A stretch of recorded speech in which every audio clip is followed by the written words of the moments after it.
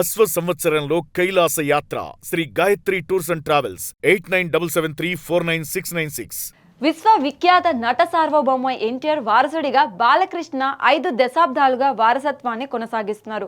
3వ తరం నుంచి మోక్షజ్ఞ రావాలని నందమూరి అభిమానులు ఎప్పటి నుంచో డిమాండ్ చేస్తున్నప్పటికీ వాళ్ళ నిరీక్షణ ఫలించడం లేదు.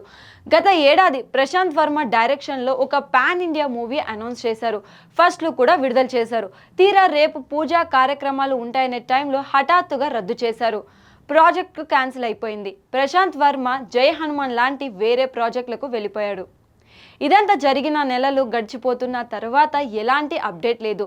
మోక్షజ్ఞ వయసు 32 సంవత్సరాలు. మామూలుగా స్టార్ కిడ్స్ ఎంట్రీ 25 లోపే జరగాలి.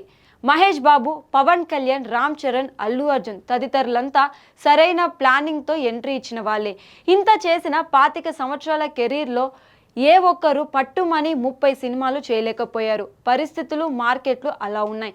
మరి మోక్షజ్ఞ ఇంత లేటుగా ఇండస్ట్రీకి వస్తే నాన్న బాలకృష్ణ లాగా 100 సినిమాలు చేయడం పక్కన పెట్టి కనీసం 25 చేస్తాడా అనే అనుమానాలు తలెత్తుతున్నాయి. బయట తక్కువగా కనిపించే మోక్షజ్ఞ ఇటీవలే నారా దేవాంశ్ ధోతి వేడుకకు వచ్చాడు. మునుపటిలాగా బొద్దుగా లేకుండా స్లిమ్గానే కనిపించాడు. లుక్స్ గట్రా బాగానే ఉన్నాయి. మరి ఈ సంవత్సరమైనా బాలయ్య శుభవార్త ఏమైనా చెబుతాడేమో అని ఫ్యాన్స్ వెయిట్ చేస్తున్నారు.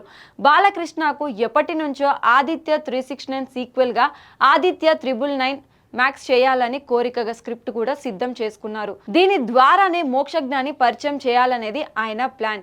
ఎన్టీఆర్ బయోపిక్ డైరెక్ట్ చేసిన క్రిష్కే ఆ బాధ్యతలు ఇచ్చే ఆలోచన చేస్తున్నారట. కానీ ఇంకా కన్ఫర్మ్ కాలేదు. ఒకవేళ మోక్షజ్ఞ రాకపోతే మాత్రం నందమూరి కుటుంబం నుంచి 3వ తరం వారసుడిగా జూనియర్ ఎన్టీఆర్ ఒకరే మిగిలిపోతారు. తారక రత్న కాలం చేశారు. కళ్యాణ్ రామ్ కెరీర్ అంతంత మాత్రంగానే ఉంది. ఇంకెవరూ యాక్టివ్గా లేరు. తారక్ తరువాత అతని 2 కొడుకులు 4వ జనరేషన్ హీరోలుగా మారే ఛాన్స్ ఉంటుంది. మోక్షజ్ఞ విషయంలో ఫ్యాన్స్ పడుతున్న అసంతృప్తి వీలైనంత త్వరగా తగ్గించడం చాలా అవసరం. రాడనుకున్నా వస్తాడనుకున్నా ఏదో ఒక క్లారిటీ ఇస్తే బెటర్. లేదంటే రకరకాల పుకార్లు చెక్కలు కొడుతూనే ఉంటాయి. ఫ్యాన్స్ని కలవర పెడుతూనే ఉంటాయి.